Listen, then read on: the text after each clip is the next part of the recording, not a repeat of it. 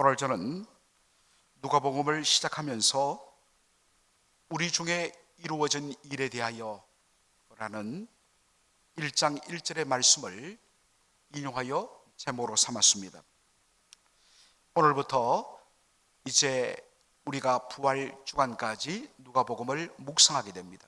여러분, 부탁을 하는데요, 한번 여러분들 누가복음에 완전히 한번 여러분 devoted yourselves to the reading of Luke, 한번 여러분 누가복음을 읽는데 한번 다 바쳐보십시오. 오늘 이 새벽에 오신 여러분께 부탁드립니다. 여러분, 누가복음을 또박또박 한번 써보셔서 한 두 번 정도 여러분 한번 필사를 한번 해보십시오. 아마도 누가복음이 살아있는 복음의 말씀으로 여러분의 것이 될 것입니다. 이것은 순종하는 자의 몫입니다. 꼭 그렇게 부탁을 드립니다.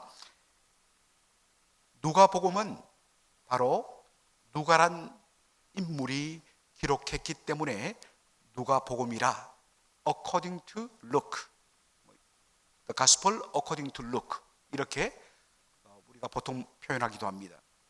누가는 의사였습니다.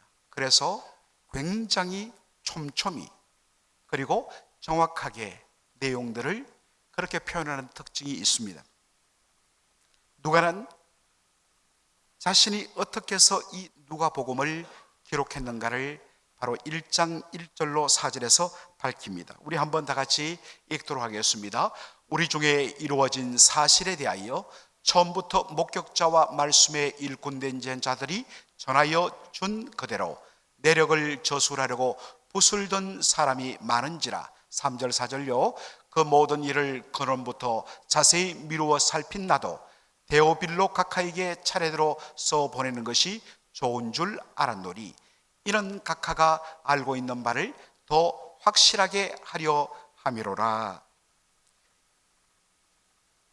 누가는 처음 시작을 이렇게 합니다.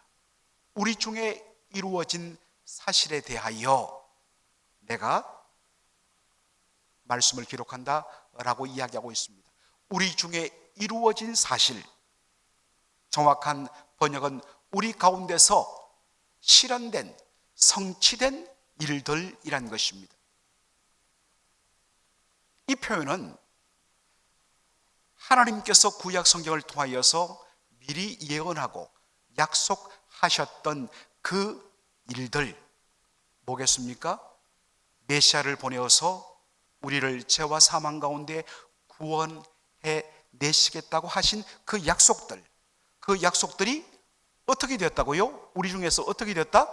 실현되어졌다, 이루어졌다 라고 이야기를 합니다. 예수 그리스도를 통하여서 하나님께서 약속하시던 그 모든 일이 하나도 남김없이 다 이루어지고 성취되고 실현된 것, 이것이 바로 온 세상이 알아야 하고 온 세상에 전해져야 할 기쁜 소식, 바로 굿뉴스 복음이라는 것입니다. 바로 이 우리 중에 이루어진 이 놀라운 사실에 대하여서 전하는 자가 누구냐? 목격자와 말씀에 일꾼된 자들이라고 이야기합니다. 여러분, 목격자들이란 것은 예수 그리스도의 바로 공생의 시작부터 십자가와 부활을 통하여 하나님의 뜻을 온전히 성취하신 그때까지를 모든 부분을 다 눈으로 목격했던 예수님의 제자들을 가리킵니다. 그리고 말씀에 일꾼된 자들, the word, 그 말씀은 다름 아닌 바로 복음입니다. 그 복음, 예수님을 통해서 이루어진 이 놀라운 구원의 복음을 사람들에게 선포하고 전하는 바로 이 말씀에 일꾼된 자들, 이들에 의해서 우리 중에 이루어진 이 놀라운 사실들이 전파되었다는 것입니다. 그리고 수많은 사람들이 바로 예수님의 모든 것을 본 목격자들과 예수님을 통하여 성취된 이 놀라운 복음의 말씀을 전파하는 사람들의 이야기를 들으면서 예수님이 어떤 분이시며 그가 행하시던 일들이 무엇인가를 기록하는 사람들이 많아졌다라는 것입니다. 그래서 초대교회에 사실은 그러한 예수님에 관련된, 예수님의 생애와 예수님의 구원과 관련된 수많은 그러한 기록들이 있었다라는 것입니다. 그런데 누가는 바로 그러한 수많은 기록들을 참고로 하여서 그것을 자세히 미루어 살폈다라고 이야기합니다. 자세히 미루어 살폈다는 것은 carefully investigated, 자세하게 꼼꼼하게 수사관이 그러한 자료들을 통해서 하나하나 사건을 추적해 나가는 심정으로 예수님의 생애를 그렇게 자신도 꼼꼼하게 그렇게 조사하며 살폈다는 것입니다. 그리고 그 예수님의 생애를 차례대로 썼다라고 이야기합니다. 차례대로 썼다는 것은 예수님의 탄생 그 배경으로부터 예수님의 태어남, 예수님의 어린 시절, 그리고 예수님께서 공생애를 통하여 바로 사역을 시작하고 갈릴리와 유다를 통해서 말씀을 전하시다가 마지막에 십자가를 통하여 죽으시고 부활 성천하신 그 모든 것들을 차례대로 시간 순서대로 그가 기록했다라는 것입니다. 이것이 누가복음입니다. 자, 그런데 특별히 누가는 자신이 예수님에 관한 이 놀라운 일들을 쓴 목적을 이렇게 밝힙니다. 바로 데오빌로 각하를 위하여, 데오빌로 각하를 위하여 이것들을 썼다고 이야기합니다. 여러분, 각하란 말 most excellent 이렇게 번역을 합니다. 바로 로마의 최고위층 귀족들, 관리들에게 붙이는 호칭입니다. 보통 우리 한국에서는 예전에 70년대, 80년대 대통령에게만 각하란 말을 보통 썼습니다. 그러나 각 단체의 어떤 면에서는 장에게 원래는 쓰는 용어가 각하라는 표현입니다. 여하간에 이 각하로 번역된 이 헬러 단어는 로마의 고위 관료들, 귀족들에게만 쓰여지는 표현이란 것입니다. 이로 미뤄보건대 데오빌로는 바로 로마의 아주 최고위층 중에 한 사람이 아니었나 생각합니다. 그런데 왜 기록했는가? 기록 목적이 무엇인가? 바로 데오빌로 각하가 알고 있는 그 내용들을 더 확실하게 하려 하기 위하여서 이 기록을 남긴다라고 말합니다. 여러분, 알고 있는 바, 이 말이 굉장히 중요합니다. 사실은 정확히 번역하면 그가 배운 바입니다. 그가 가르침 받은 바라는 뜻입니다. 그러니까 완전히 내용이 다르죠. 배웠기 때문에 알았다는 것입니다. 그런데 여기에 배웠다라는 이 말이 한번 제가 헬러를 여러분에게 한번 소개하기를 원하는데, 이게 바로 카테케오라는 단어를 씁니다. 이 헬러 카테케오에서 나온 바로 영어 단어가 카테키즘입니다. 여러분 잘 못 들어보셨죠? 그런데 우리 장로교회의 신앙 고백이 무엇입니까?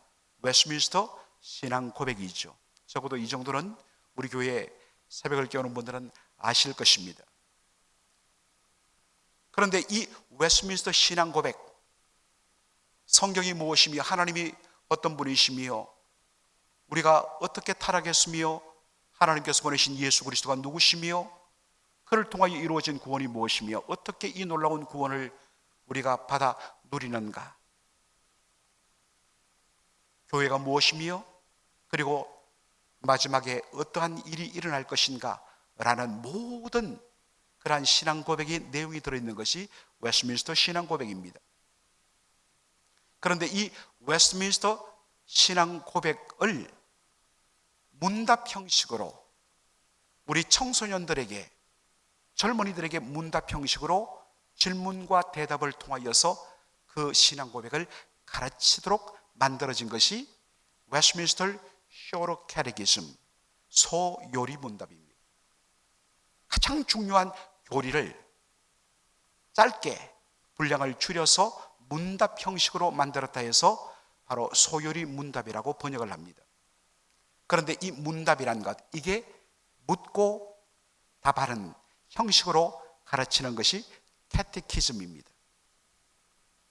여러분, 웨스트민스터 신앙고백 소요리 문답 1문 1답이 무엇입니까? 사람의 제일 되는 뭐죠? 목적이 무엇입니까? 한번 답해 보십시오. 사람의 제일 되는 목적이 무엇입니까?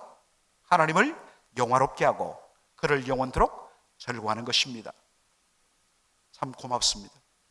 바로 이렇게 질문과 답을 통하여서 신앙의 내용들을 체계적으로 가르치는 방식이 뭐냐? 카테키즘입니다. 그런데 이 카테키즘이 카테케오라는 헬라 단어에서 나왔다는 것입니다. 초대교회는 세례받는 사람들에게 곧바로 세례 주지 않았습니다. 최소한 2년간 철두철미하게 그의 신앙을 살피면서 이렇게 질문과 답을 하는 이런 카테키즘 양식을 통해서 세례 교육을 시키고, 그러고도 확실하게 예수 믿는다고 고백할 때에 비로소 세례를 베풀었습니다. 이로보건대 이 데오빌로라는 로마의 최고위층은 바로 복음을 듣고 예수를 영접하기로 그렇게 결심한 사람이라는 것을 알 수 있습니다. 그런데 예수를 내가 믿습니다, 영접했습니다 라고 해서 곧바로 세례를 베풀지 않았다는 것입니다. 그래서 세례를 받기 위해서 체계적인 이 문답 방식의 신앙 교육을 그가 받았다는 것을 이 본문을 통하여 알 수 있습니다. 당신이 예수님에 대하여서 문답 형식을 통하여 배웠던 그것들을 더 확실하게 한 번 더 확인하기 위하여서 내가 예수님의 생애를 당신을 위하여 기록한다. 이게 뭐라고요? 누가복음이란 것입니다.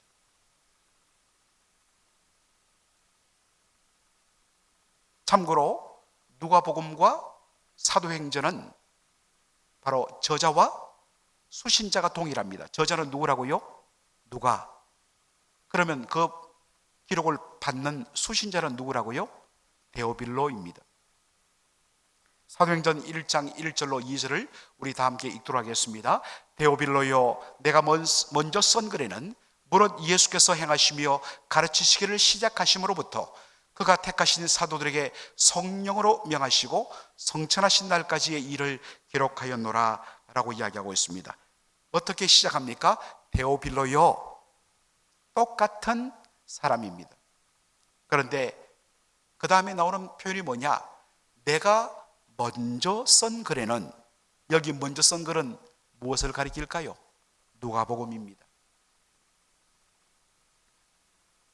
누가복음의 내용은 바로 예수님의 생애 시작부터 예수님께서 바로 십자가와 부활과 성천하시기까지 그 24장 마지막에 예수님의 성천을 언급하고 있습니다.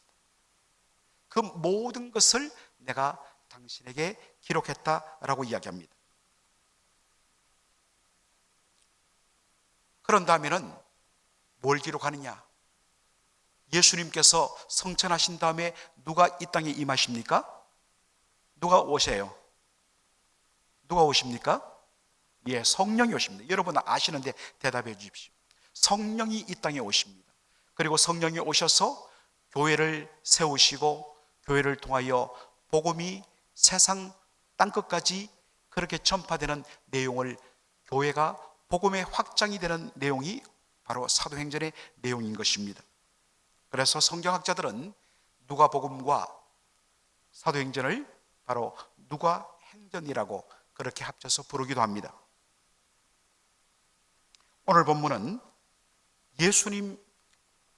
예수님께서 이 땅에 오심을 세상에 알려는 바로 세례 요한의 출생을 다루고 있습니다. 누가복음 1장 5절 우리 다 함께 읽도록 하겠습니다. 유대왕 헤롯 때에 아비야 반열에 제사한 사람이 있었으니 이름은 사가라요 그의 아내는 아론의 자손이니 이름은 엘리사벳이라. 여기 보니까 세례 요한의 부모가 소개되고 있습니다. 그의 아버지의 이름은 무엇입니까? 스가라입니다. 어머니의 이름은 엘리사벳입니다. 제사장 가문입니다. 그런데 여기 보니까 아비야 반열이라고 되어 있습니다. 영어로 디비전, 24개의 반으로 나누었다라는 말입니다. 디비전, 나누었다란 말이죠. 이것은 역대상 보면, 역대상 24장에 보면 다윗 왕이 바로 아론의 그 집안을 24개 집안으로 나눕니다. 그리고 순서에 따라서 그들이 바로 예루살렘 성전에 와서 성전을 바로 섬기도록 그렇게 만들었습니다. 거기에서 비롯된 것이 바로 이 반열인데, 스가라는 아비야 반열에 속했습니다. 순번상 바로 8번째 순번이었던 것입니다. 그런데 6절 보면 이 세례 요한의 부모의 신앙을 이렇게 표현합니다. 6절 우리 다 함께 읽겠습니다. 이 두 사람이 하나님 앞에 의인이니 주의 모든 계명과 규례대로 흠이 없이 행하더라 라고 되어 있습니다. 하나님 앞에 어떤 사람이었다고요? 의인이었다는 것입니다. 그의 의인됨은 어떻게 확인되고 있습니까? 주의 모든 계명과 규례대로 흠이 없이 행하는 삶을 통하여 그의 의로운 삶이 바로 확정된 것입니다. 그런데 여러분, 하나님 앞에 의인으로 인정받고 말씀대로 살아서 흠이 없이 행한 모든 우리의 소원이 그렇지 않습니까? 그런데 잘 안 되죠. 그런데 이 두 사람은 특별했습니다. 여러분, 얼마나 아름다운 삶입니까? 이런 사람이 복을 받지 않으면 누가 받겠습니까? 그런데 7절 말씀 다 같이 보도록 하겠습니다. 엘리사벳이 잉태를 못하므로 그들에게 자식이 없고 두 사람의 나이가 많더라. 여러분, 당시 사람들은 아이는 하나님의 축복의 상징으로 여겼습니다. 많은 아이를 낳는다는 것, 바로 그 여인의 영광의 면류관이었습니다. 그러한 시대 배경 속에서 아이를 낳지 못하는 여인들은 소위 말해서 사람들의 눈총과 바로 박대 속에서 살았습니다. 저 사람은 뭔가 잘못해서 하나님 앞에 축복을 받지 못하였기 때문에 아이를 낳지 못한 것이라고. 여러분, 하나님 앞에 말씀을 온전히 지키며 흠없이 의롭게 살았는데 왜 하나님께서 우리 가정에 아이를 주지 않는가? 여러분, 사가라와 엘리사벳이 얼마나 고통스러웠을까요? 흥미로운 것은 이 두 사람의 이름의 뜻입니다. 여러분, 사가라라는 말은 하나님께서 기억하신다, 여호와께서 기억하신다라는 말입니다. 내가 너를 온전히 기억한다. 너의 모든 것을 내가 다 안다. 그러한 뜻입니다. 엘리사벳은 엘리, 나의 하나님께서 맹세로 약속하시다. 내가 너에게 축복하겠다. 내가 너에게 약속한 모든 것들을 내가 반드시 이루겠다.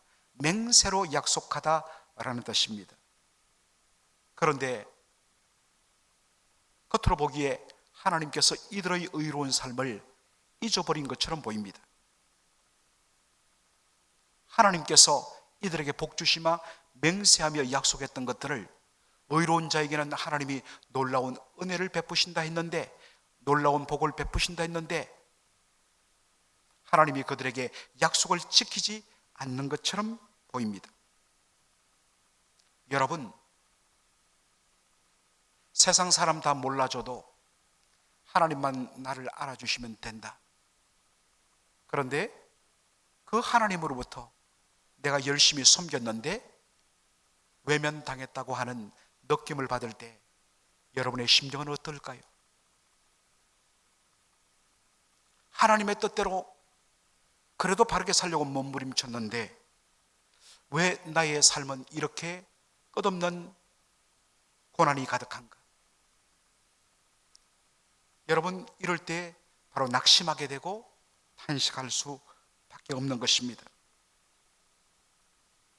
그런 가운데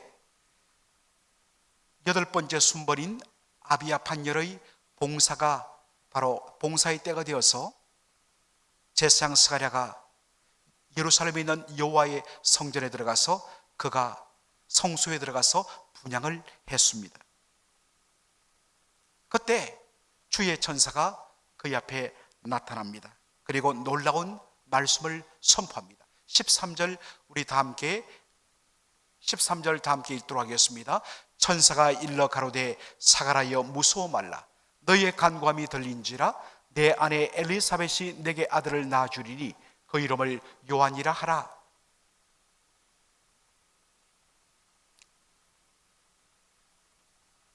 아이를 낳을 수 없는 바로 불임의 상태, 그것도 이제 두 사람의 나이가 너무 들어서 아이를 가질 수 없는 그런 형편에 있는 이 두 사람 부부에게 하나님이 전해주신 것, 바로 아들을 낳게 될 것이다. 그런데 그 이름을 요한이라 하라 라고 정해줍니다.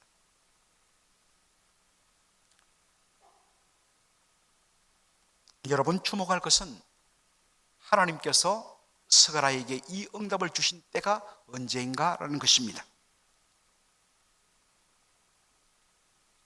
스가랴가 지금 무엇을 하고 있었습니까? 성전에 들어가서 제사장으로서 바로 분향을 하고 있었습니다. 향을 살라서 그 향을 위로 올리고 있었다라는 것입니다. 여러분, 이것이 주는 메시지가 있죠. 요한계시록 8장 4절을 우리 한번 보도록 하겠습니다. 요한계시록 8장 4절 다 같이 읽겠습니다. 향년이 성도의 기도와 함께 천사의 손으로부터 하나님 앞으로 올라가는지라. 성막이나 성전에서 분향하는 것, 향을 살라서 그 향의 연기가 하늘로 올라가는 것, 이것은 냄새를 좋게 하기 위한 목적이 아니라 분명하게 여기에 상징적 의미가 담겨 있는데, 마치 향의 연기가 위로 올라가듯이 우리가 하나님 앞에 드리는 모든 기도는 반드시 하나님께 상달된다. 그리고 하나님은 그 기도에 응답하신다. 바로 그 내용을 요한계시록 8장이 보여주고 있습니다. 사랑하는 성도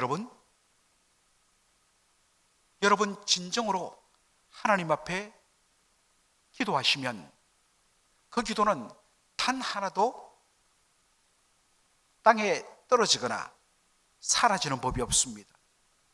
우리의 기도는 반드시 하나님께로 올라갑니다. 물론 주의 뜻대로 구할 때, 주의 뜻대로 합당할 때 반드시 그 기도는 응답될 줄로 믿습니다. 그러면서 하나님께서 이 어렵게 준 아들, 이건 단순히 너희 두 부부만의 기쁨이 되어서는 안 된다는 것입니다. 모든 백성들의 기쁨이 될 것이라 라고 이야기합니다. 왜냐? 그가 바로 장차 오실, 그의 뒤를 따라오실 메시아 예수 그리스도를 소개하는 그 사명을 감당하기 때문인 것입니다. 누가복음 1장 16절로 17절은 이렇게 하나님의 특별한 은혜 속에, 이 요한이란 말은 은혜라는 말입니다. 은혜 받았다라는 말입니다. 이 요한이 담당할 사명을 이렇게 밝힙니다. 16절 17절 다 같이 읽겠습니다. 이스라엘 자손을 주 곧 그들의 하나님께로 많이 돌아오게 하겠습니다. 17절요. 그가 또 엘리야의 심령과 능력으로 주 앞에 먼저 와서 아버지의 마음을 자식에게 거스르는 자를 의인의 설기에 돌아오게 하고 주를 위하여 세운 백성을 준비하리라. 이 특별하게 하나님의 은혜 가운데 태어난 이 아이의 사명은 바로 오실 메시아를 예비하는 사명입니다. 수많은 사람들을 하나님 아버지께로 돌아오게 하는 사명, 누구의 심정으로? 엘리야의 심정으로. 여러분, 이 말씀이 17절 이 말씀이 어디에 기록되어 있습니까? 구약 성경 마지막 권인 말라기의 마지막 말씀입니다.